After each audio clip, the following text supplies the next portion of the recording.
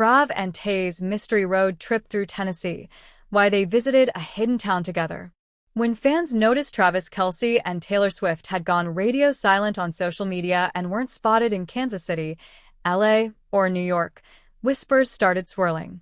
But what no one expected was for the power couple to resurface in the most unexpected place, an off-the-map town tucked away in the Tennessee hills. It wasn't until a blurry photo surfaced on Reddit, showing what looked like Trav pumping gas at a remote station, that Swifties knew something was up. A second image followed. Taylor inside a dusty antique shop holding what appeared to be a vinyl record from the 1970s, her hair tucked under a baseball cap, and her hand laced through Travis's. No security detail in sight. No black SUVs. Just two people completely off the grid. And that's when the internet exploded.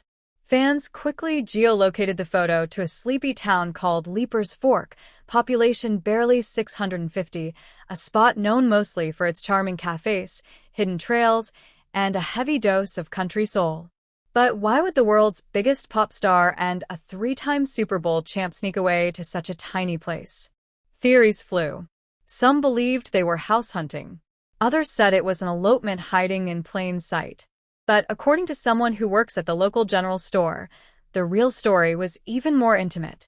They say Tay and Trav arrived quietly midweek in a weathered SUV, rented under a decoy name. They stayed in a cabin that didn't even have Wi-Fi.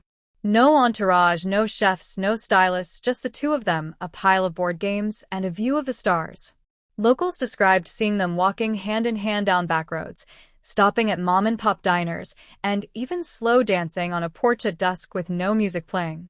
One woman who owns a bakery said Taylor came in one morning and bought 4 muffins, a coffee, and 2 cinnamon rolls, and when asked if she was who she looked like, she smiled, winked, and said, "Not today."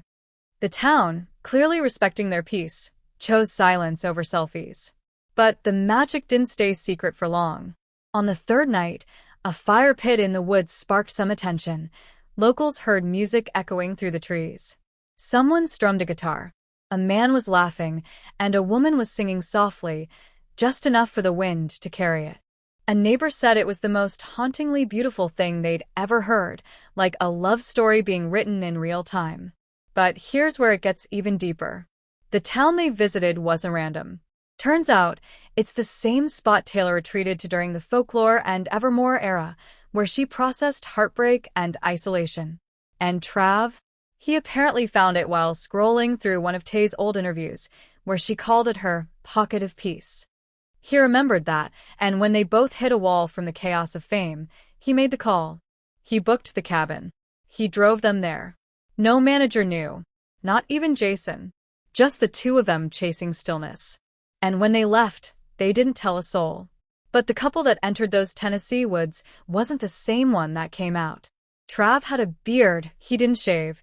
Taylor wore no makeup for days. And one waitress said the way he looked at her across the breakfast table felt like a man who already had his answer. People close to them say it's not about marriage yet, but it's about grounding. About knowing who you are when no one's watching. And in that small Tennessee town, surrounded by fireflies and pine trees, Tavies proved they don't need arenas or red carpets to be electric. They just need each other, a quiet place, and a few cinnamon rolls. And now that they're back in the spotlight, every fan is asking the same thing. What happened in that cabin? Because ever since they returned, something's changed. Travis has a calmness in interviews. Taylor smiles softer, lingers longer. It's like they know something the world doesn't.